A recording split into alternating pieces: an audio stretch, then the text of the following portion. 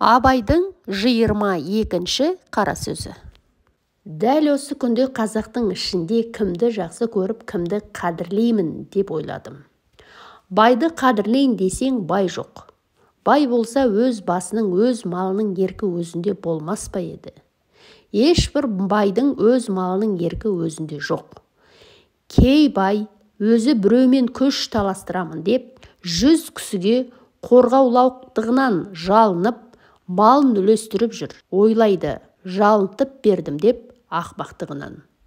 Жоқ, өзі жалынып беріп жүр. Қайыр да емес, мырзалық та емес, өз елімен, өз жерімен ойраңдасып, ойсыздарға қойнын ашып, малын шашып жүр. Кей байлар елдегі құттылар, сүттілер берекелесе алмаған соң, кеселді қулар көбейіп кетіп, көп қорқытып, іздеген нәрсесі жоқ, еріксіз кім болса соған жемет болып жүр. Мырзаларды қадірлейін десең, осы күнде анық мырза елде жоқ. Мал бергіш мырза иттен көп. Біреу бір пайдама келтірем деп мырза болып жүр. Біреулер көтеніне құрым киізді тұзға малып тыққан соң, есі шығып, мырза болып, еріксіз кім болса соған талтайып емзіп жүр. Болыс пен биді құрметтейін десең, Құдайдың өзі берген. Болыстық пен билік елде жоқ. Сатып алған, жалынып, бас ұрып алған болыстық пен биліктің ешбір қасиеті жоқ. Мықтыны құрметтейін десең, жаманшылыққа елдің бәрі мықты. Жақсылыққа мықты кісі елде жоқ.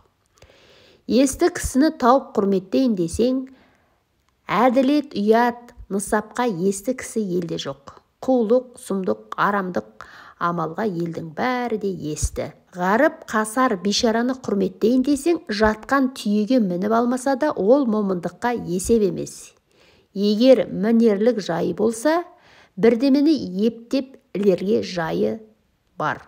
Енді қалдау, құм мен сұм, олар өзі де қуартпай, суалтпай тыныштық көрер емес. Жә, кімді сүйдік, кімнің тілеуін тіледік. Өзі құрттанып, шашылған болыс билер тұра тұрсын.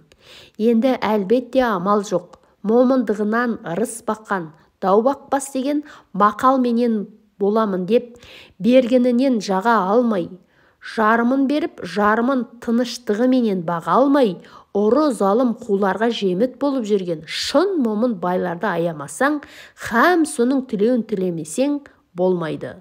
Сонан басқа таба алмадым.